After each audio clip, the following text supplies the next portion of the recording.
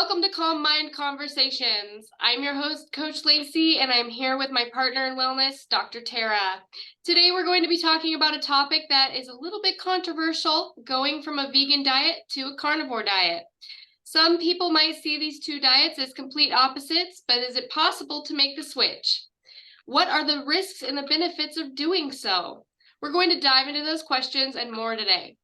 So let's start at the beginning. You used to be vegan, so tell me about that. What was the driving force behind going plant-based, and Yeah, when did you transition away from that lifestyle? yeah, that's a big question. Okay, so my dietary adventures have always been driven by health. I had gut issues at a very young age. I would say starting at like maybe 12 or 13, I started to have like pretty debilitating gut pain. None of the doctors could figure it out. And so I was sort of left to my own devices to figure out what was going on. I do have a strong family history of celiac disease and lactose intolerance and other gut-related issues like Crohn's. And so I was familiar with diet being a part of the battle. And so going vegan was just part of my journey to heal my gut. And it was at the time when I was 18 or 19, it was what I found to be sort of like the cutting edge health fad at the time. And it really actually did help me a lot. And looking back on it now, I realize it helped me so much because it was the first time in my life I had cut out dairy. And dairy is my primary Carol food intolerance. And so that was the absolute best thing I could have done for my body diet-wise. And so I don't want to discount how much it actually did help me at the time. It was just that the longer I was vegan, and I was vegan for about 8 years, the worse my overall health got. So I sort of saw this initial improvement and then a decline in health over time, which we can talk about if you want. Yeah, tell me about that, the decline in your health over time. What did you notice in your gut health that was changing that made it difficult for you? Yeah. So like I said, initially I saw a lot of improvement. And I think what happened over time was I was severely protein deficient. And I sort of bought into all of the health guru hype that said, like, you can get all the protein you need from plants and you only need 3 to 5% protein, et cetera, et cetera. I think that's true on a merely survival basis. But if we're talking about being able to thrive, that is absolutely 100% untrue. And so, in my journey, I went from veganism to raw vegan, where I was just eating like raw plants and that's about it. I was not in the processed food, processed meat, fake meat kind of thing, kind of world, thankfully. But I was definitely protein deficient. And so over time, what I noticed was that my belly was getting more and more and more and more bloated. And I needed more and more volume of food just to feel satisfied. And so knowing what I know now, it's because I wasn't really able to digest any of that food I was eating. And so I was relying 100% on my microbiome to digest it for me. And so thankfully, that microbiome was growing and growing and growing so that it could do the job of digesting those fibers that I wasn't producing the enzymes to digest. So I was getting the nutrients I needed, but at the expense of, having a nice flat belly that I wanted. So the longer I was vegan, the more bloated and bloated and bloated my belly became, to a point where I was like uncomfortable because it sort of looked like I was pregnant most of the time. We So call is that that why you SIBO. made the switch over to a more animal-based diet, or what started down the path of being animal-based? Did like one day did you just wake up and say, I want to eat some meat, or did you read a book, or what was it that caused you to make that shift? Yeah. Actually, it was getting into naturopathic school and really learning the ins and outs of the body and how it works and how important proteins are, and sort of studying the work of Weston A. Price Mhm. on the traditional diet. That is when I started to incorporate animal products. I did not jump in full force to an animal-based diet at all. It was more like, okay, I see the health benefits. Again, I was vegan for my health, and I saw the health benefits of reincorporating animal products. I still knew that dairy didn't do well with my body, so thankfully that wasn't something that I really incorporated, and so I was able to retain the benefits of avoiding my primary food intolerance while incorporating more protein-rich foods like chicken, steak, fish, etc. So I got into that when I was in my first year of medical school is when I started incorporating animal products. At the time, I had a lot of health issues, including amenorrhea, so the absence of menstrual cycle. I had not had a menstrual cycle for about 2 years. My cholesterol was at 10. So if you know anything about the cholesterol cascade, our body needs cholesterol in order to make all of our hormones. So I basically had no hormones on board. I had, very low body fat. I had very low muscle mass at the time, despite being really athletic and playing a lot of sports. I was actually to a point where I was unable to do my workouts that I had always done because I was so depleted. And so I recognized the importance of adding in animal protein. And that was sort of how my journey started. So let's go back to, you keep talking about a Carol food intolerance, and food intolerance is dairy being your intolerance. Can you tell me a little bit more about that and how you discovered that you are intolerant to dairy?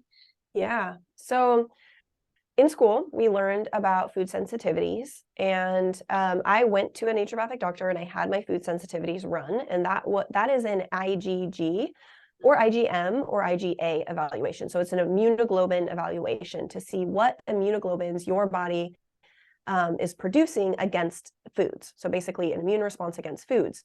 And that did help me. I think I had like 20 different foods that I was reacting to, and I cut them out. I did some gut healing protocols, and it helped me quite a bit. And I sort of built my practice around that model because it had helped me, but it was very difficult to follow. It was very difficult to get my patients on board with when they're trying to track like 20 some different foods. And I found that it was sort of a game of whack-a-mole, meaning we would cut one food out, and then the person would start eating another food, and then they would become sensitive to that, so we'd have to cut that out. And most people ended up on some sort of like a rotation diet where they're eating certain foods for 1 week and other foods for another week, and then bouncing back and forth to avoid having that immune reaction, which is just really tedious and not so sustainable when it comes to like real life. And so really it wasn't until I had my son and he had some skin rash and some gut issues. He had some colic and some skin rash that wasn't resolving with my typical dietary tactics that I was using at the time. And we were eating a very clean diet.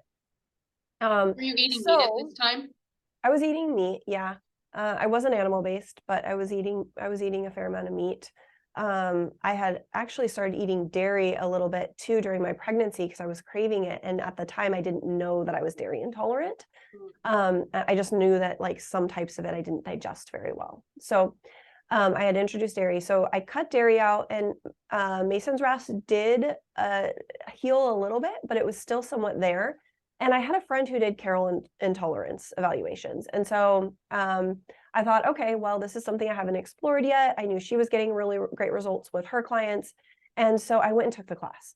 And in the class, I learned that my primary intolerance was dairy. And so it was also that for my son, which was great. I had already cut out dairy, but I did learn that there were hidden sources of dairy that I didn't know about. So I was able to remove those. And then I also learned that there is a cross reaction that we were having. And that cross reaction was between fruit and sugar. And so once I cut the sugar out so that we weren't having a combo of fruit and sugar during the week or during the days at all, his rash completely resolved. And it was at that point that I was sold. And I understood then that those food sensitivities were actually not the base layer. They were actually not the real like root cause of the reactions to food. They were a secondary layer, right? So if you have food intolerances and you have food that's like putrefying, it's basically rotting in your gut because your body doesn't know what to do with it.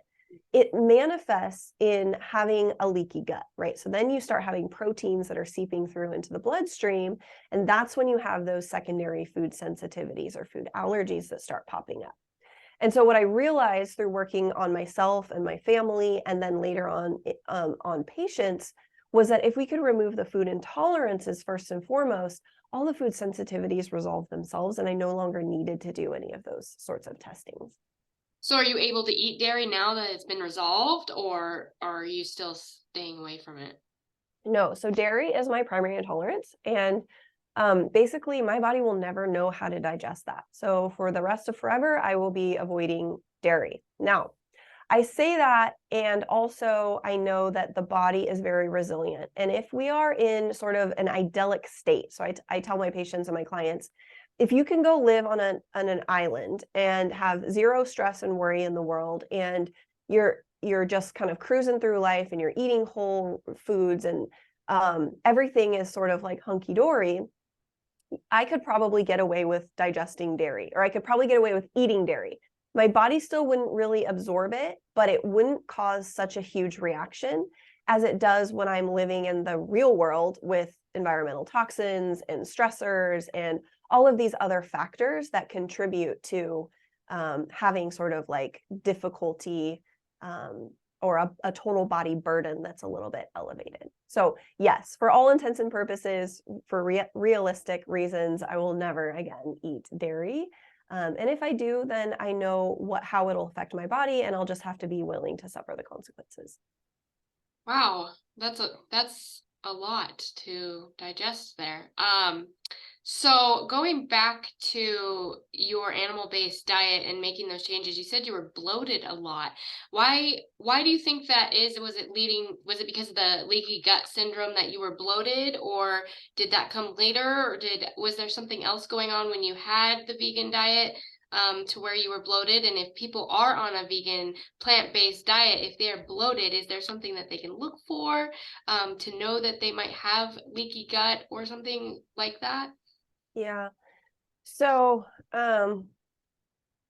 after having studied this pretty in depth, I now realize that, I mean, to put it bluntly and in as short of a sentence as possible, plants are survival food. And if you think about it logistically, plants have no defense mechanisms. They can't fight us. They don't have teeth or claws or anything like animals do. So their only defense mechanism is to create phytotoxins or plant toxins. So that is why so many plants are toxic. And we know this, right? You don't eat the red berries. So if plants' only defense mechanism is to generate toxins, they are going to do so in their leaves, their roots, and even sometimes in their fruits. Because they want you to eat them and then realize they're toxic and then never eat them again, right? So that they are able to survive. The only exception to that is their fruits, because there is a benefit to eating the fruit and digesting it, right? And then pooping out the seeds, so the seeds are then spread to different locations. So there are some plants that want us to eat their fruit, and those are those sweet fruits that we enjoy eating. Now, the reason why we have such bloated bellies when we're on a vegan or a plant-based diet is because a lot of those plant fibers are indigestible, right? So insoluble fibers. And a lot of doctors will tell you to increase your fiber intake. And I used to be one of those doctors that said, increase your fiber intake. It's great for your digestion. And there is a medicinal use to fiber, so I don't want to completely discount it. But just because there's a medicinal use doesn't mean we should be eating large amounts of it all the time, okay?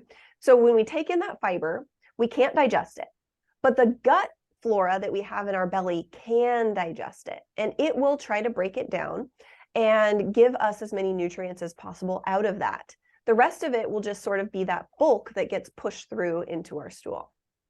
So it's completely unnecessary for normal digestion.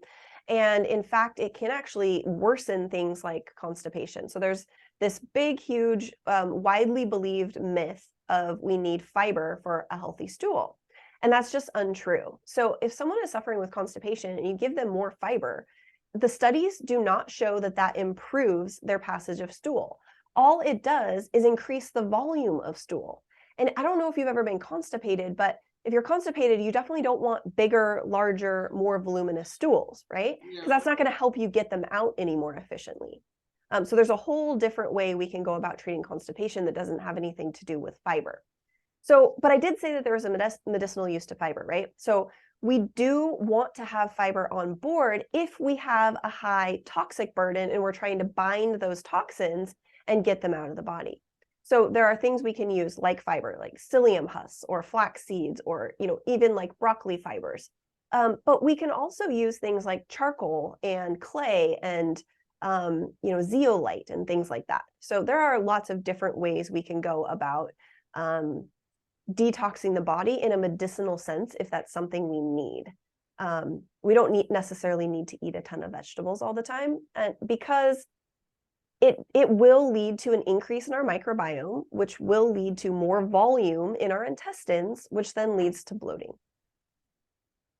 So are there any health risks that are associated with like a more animal-based diet? I know that there's a lot of information out there that talks about increased heart disease risk and whatnot. What do you have to say about that? So most of those are myths. And okay, so the problem with scientific studies, and the reason why you don't find me citing them very often, is because anytime statistics are involved, they can be easily manipulated. And generally they are. So whenever you read a research study, you first and foremost want to look at who funded that study, right? So if it was a pharmaceutical company, or if it was a food production company, there was a reason that study was done in the first place. And when those studies are done, they make sure when they get the data that they manipulate it in a way that makes it look better than others. So they use terms like relative risk or absolute risk, or they only report part of the data because they don't want to show you the part of the data that basically is not what they're trying to sell. So when it comes to, like, say, the Framingham heart study, they only took certain data points and they gave you absolute risk and relative risk. So basically they were able to sell to doctors like, hey, if you cut down fat or animal fat or cholesterol or whatever, this number of heart attacks reduces. And I wish I knew the numbers off the top of my head, but I don't. And so the doctors, instead of reading the study and evaluating the research on their own, they just said, okay, great, let's start offering statins and telling people to avoid saturated fat. But the reality was it didn't actually affect any of the mortality causes. So meaning it didn't actually reduce the deaths. And in fact, as time goes on and we see that when we're reducing cholesterol, we actually see total mortality go up. And that's because cholesterol is a firefighter. So it's actually there to put out the fire. And what they were saying was correlation equals causation. So they were saying all these people who are having heart attacks have high cholesterol, so it must be the fault of the cholesterol. Instead of, oh, all these people that are having heart attacks have high cholesterol because the cholesterol is trying to put out the fire of the inflammation that's causing the heart attack, right? So they're shooting the firemen instead of saying, well, what caused this fire in the first place, which is actually usually sugar and refined carbohydrates. And so the unfortunate reality is when they took all the saturated fat and they took all the animal fats out of the food products in the 90s and they had the low fat craze, what they had to do in order to make that food palatable was fill it in with a bunch of sugar. So they just added fuel to the fire. And that's why we're seeing obesity rates skyrocket, heart disease rates skyrocket, and our overall general public health just decline. Yeah. And the new studies that have come out, or the USDA food recommendation guidelines, actually recommend, I think it was like Cheerios instead of over Lucky Charms. Lucky Charms. Lucky Charms, even worse. Steak. Yeah, let's just use our brains on that one. I mean, anything that's highly processed that you can't tell where it comes from and the ingredients list is a mile long, yeah, that's not a health food. Yeah. And I always go back to reading the Carnivore Code when he talks about if you're going to be in a survival situation, you're going to want to find a source of protein and a source of meat. You're not going to take your time, gathering berries and digging up tubers. So, absolutely. I mean, that just makes the most sense to me. Right. Unfortunately, it seems like big sugar and big ag has the monopoly on all of these studies. And so it sounds like they're funding this along with Big Pharma, holding each other's hands to get you to buy these products, and then they have changed the recommendations to where I've noticed an increase in, like, all of my older people in my family are being prescribed statins, and they never needed them before, and they're saying their cholesterol is high, and they need these statins. So if someone comes to you and says, I have high cholesterol, what do you do to help combat that? Do you put them on a animal-based diet? So first and foremost, I look at their cholesterol labs and I determine for myself if it's actually high cholesterol. So in, I want to say like 1950 or 1960, the cholesterol reference range was, I think, 250 or maybe even higher, maybe 260. And what they've done is about every 5 years or so, they lower it by 10 points. And for every 10 points they lower it, they can put so many more people on statins. So now the recommendations are cholesterol under 200. Well, again, like I said, what we've seen with that is the more we lower cholesterol, the more we see cancer go up, because cholesterol is protective against cancer. And the more we see like all of these other diseases of aging, like muscle loss and falls, fractures, etc. Dementia is hugely associated with low cholesterol. Wow, really? Yeah. So what I do is first and foremost look at their cholesterol labs. And if they're over 300, okay, yes, then that's a red flag. But more importantly, I'm looking at their other lipids. Like, what does their HDL look like? What is their triglyceride? Sorry. Chloe, lay down. Okay. Chloe. Down. Down. Sorry. Okay. So what does their actual cholesterol look like, right? So if it's high and their triglycerides are high and their HDL is low, then yes, absolutely, I'm going to do some dietary intervention. Usually that tells me they're either drinking a lot of alcohol, they're eating a lot of refined sugars, or they're eating a lot of other sorts of like refined carbohydrates. And so we remove that, we bump up their protein. And protein is really the key. Because if I just tell somebody you need to go off sugar or you need to go off carbs, they're going to look at me like I'm crazy, and they're going to completely fail when they try to do that, because removing something without adding something back in is a recipe for failure. So what we do is increase their protein first and foremost. And if we can get someone on a high protein diet, which of course animal-based is the easiest way to do that, all their cravings for sugar and carbs go away. And so the treatment is the cure itself. We don't have to worry about the cholesterol anymore because it naturally drops. So if you're increasing their protein, what about like protein shakes? You know, some people like to rely on protein bars and protein shakes. What do you think about those? Aren't they highly processed?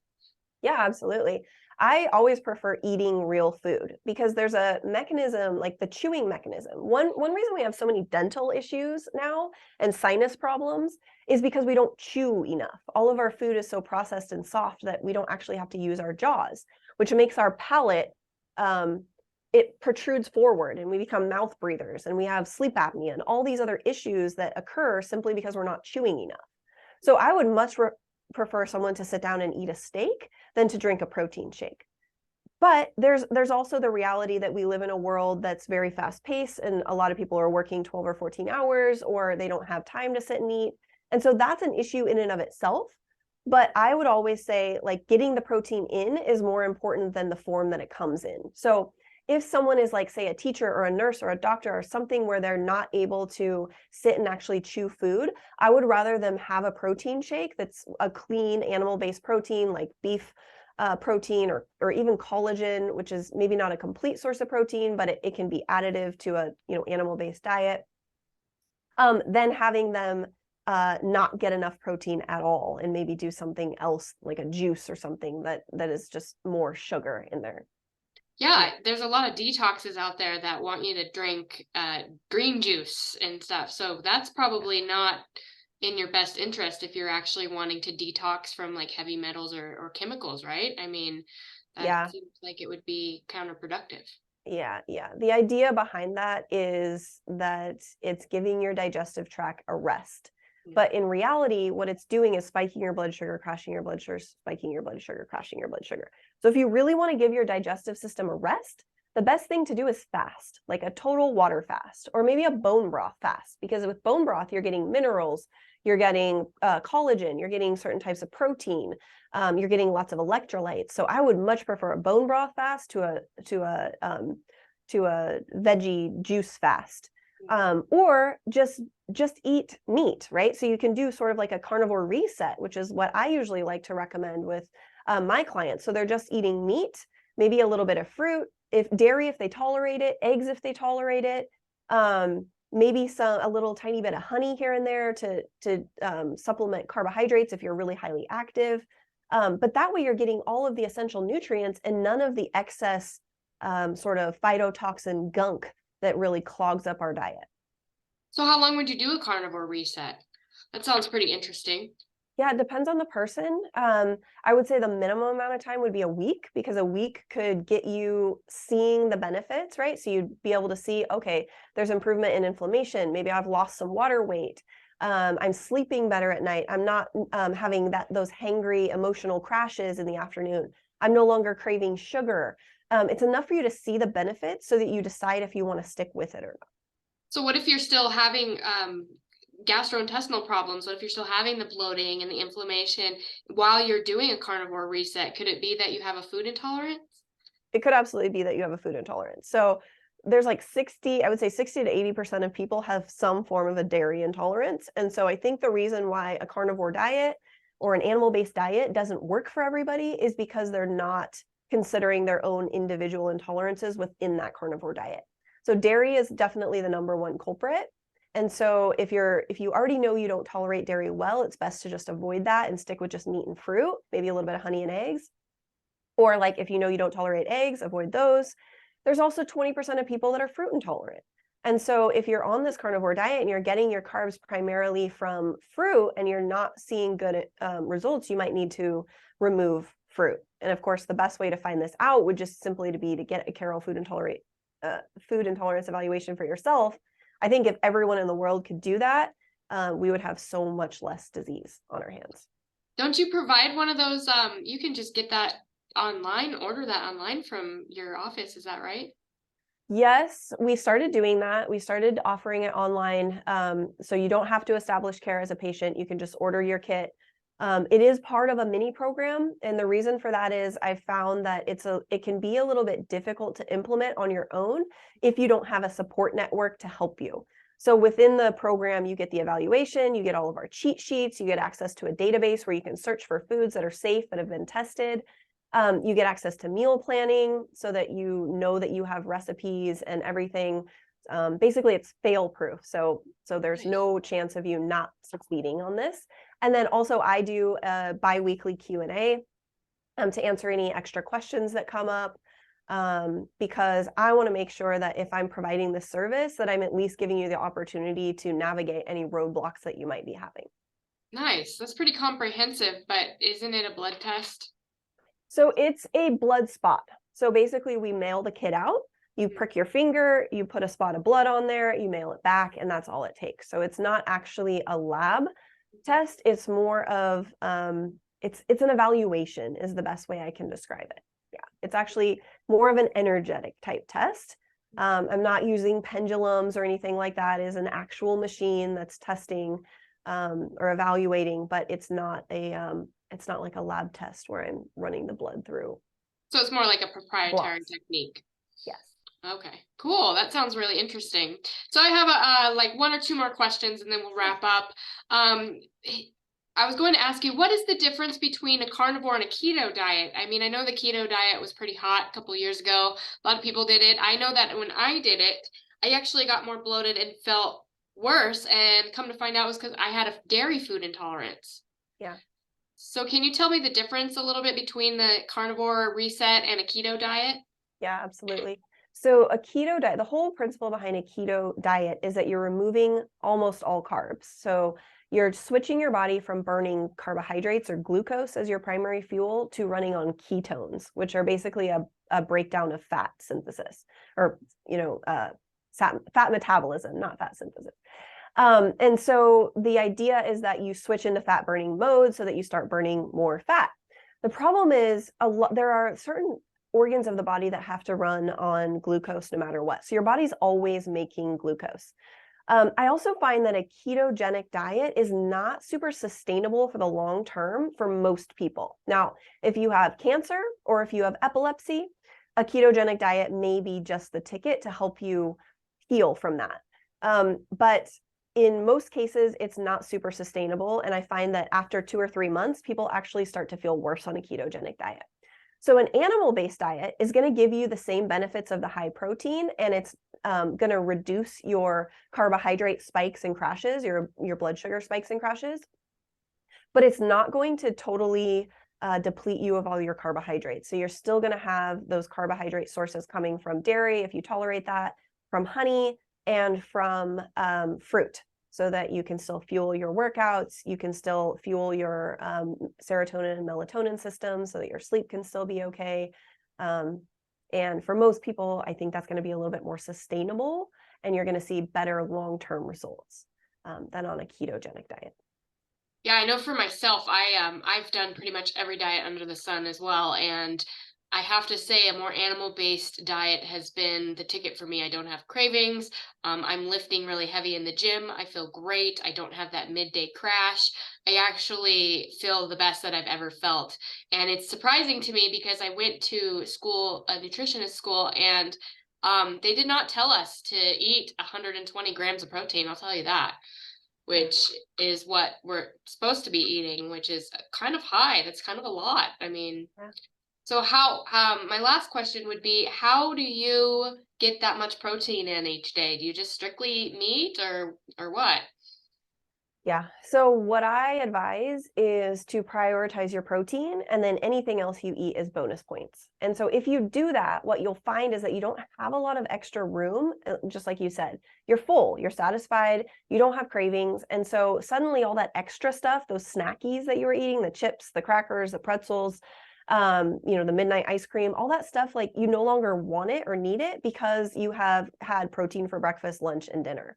So what I usually recommend is starting with 30 to 40 grams of protein first thing in the morning, and then another 30 to 40 grams of protein at lunch, and then again at dinner. And so breakfast could look like 3 eggs, which would give you 18 grams of protein, a scoop of collagen powder, which is another 10 grams of protein. And right there you have 28 grams of protein, right? Easy peasy. Or maybe you do a couple of breakfast sausages if you don't do eggs, or you could do like a cup of full fat, raw Greek yogurt. And that's going to get you probably 15 grams of protein, add a scoop of collagen, something like that. So there's lots of ways you can get those proteins. And in fact, we have a guide. We have a quick and easy meal planning guide, right, that we're offering for free. So we'll post that somewhere, wherever we post this podcast. You guys can get the guide that has the quick meal ideas. Yeah, the link will be in the comments. And then we are going to be doing a 7-day carnivore reset for those of you who are interested in giving that a shot. That's going to start next week.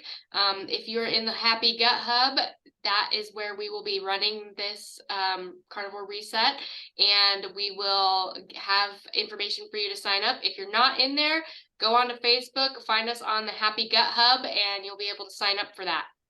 Yeah, I know I need that reset. I just came back from a 10-day family vacation with 6 adults and 5 kids, and I was not in control of my food. I did eat out more than I wanted to, and my gut is super ready for a reset.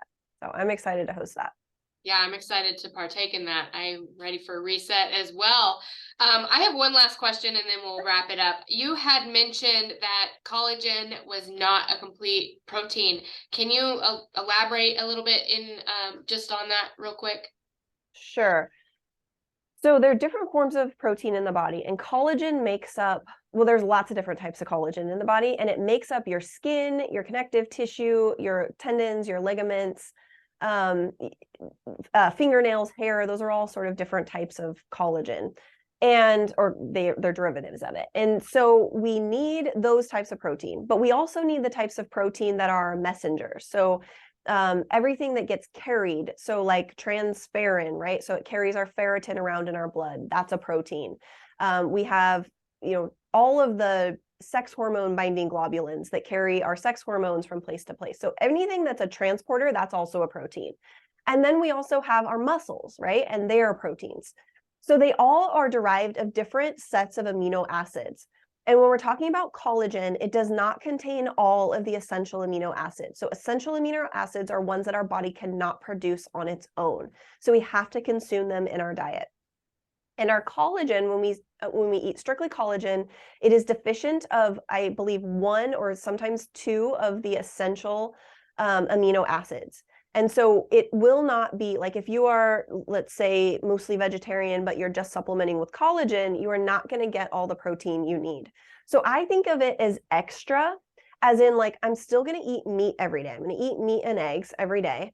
But I can supplement with collagen because I don't need to have every single time I eat protein or all the protein I have in a day. I don't need it to all have all the amino acids. I just need to make sure I'm getting enough servings of all of the amino acids. Because when I'm taking in collagen, I just think of it as like that's going to go towards my bodily collagen, right? So that's going to go towards my skin and my nails and my tendons and ligaments, etc. And then when I eat my steak, that's going to go towards my muscles and everything else. Awesome. Thank you. This has all been great advice and very enlightening for people who have no experience with animal-based lifestyle. So I am excited to do the carnivore reset with you. And on that note, we're going to wrap up this episode of the Calm Mind Conversations. Thank you so much, Dr. Terra, for sharing your insights and expertise with us today. And thank you to our listeners for tuning in, and we will see you next time. Yeah, awesome. Bye. Bye.